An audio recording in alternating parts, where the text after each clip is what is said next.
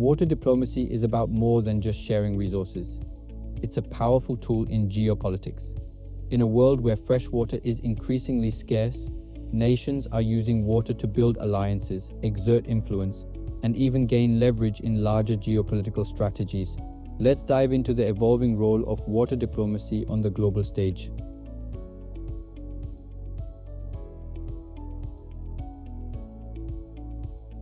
Water diplomacy involves negotiating the allocation, management, and protection of shared water resources between nations. It's about balancing needs, fostering cooperation, and preventing conflict.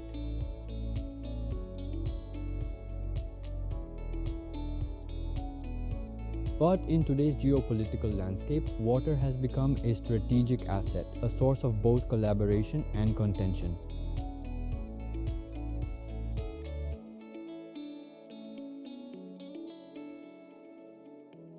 In Southeast Asia, the Mekong River illustrates the power dynamics of water diplomacy. China, which controls the river's headwaters, has built numerous dams that impact water flow to downstream countries like Vietnam, Laos, and Cambodia.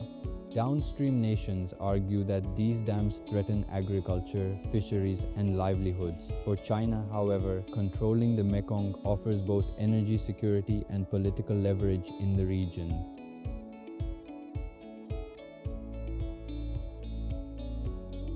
In Central Asia, countries like Kyrgyzstan and Tajikistan, which control upstream water resources, negotiate trade-offs with downstream nations like Uzbekistan and Turkmenistan. Water becomes a bargaining chip in exchange for energy or financial aid.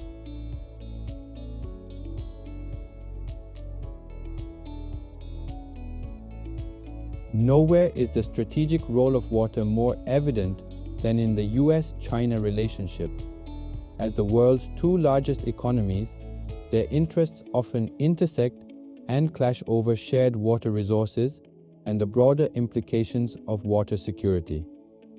One flashpoint is the Brahmaputra River, which originates in China and flows into India and Bangladesh. China's dam-building activities upstream have raised concerns in both downstream nations about reduced water flows and ecological disruption.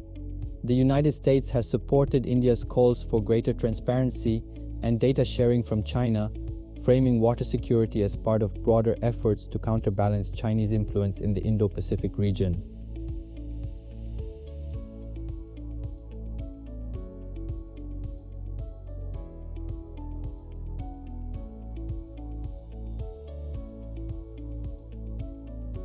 While water can be a source of tension, it can also be a bridge for peace. The Indus Waters Treaty between India and Pakistan, brokered by the World Bank in 1960, remains a cornerstone of water diplomacy. Even during periods of conflict, the treaty has endured, ensuring cooperation over shared rivers.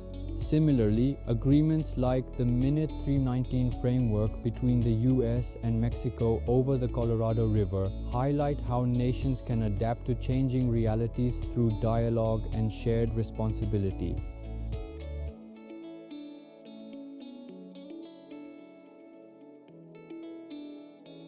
Technology is transforming water diplomacy. Satellites now monitor river flows and dam activities in real time, providing transparency that fosters trust. AI-driven models help nations predict water availability and simulate negotiation scenarios, enabling more informed decision-making.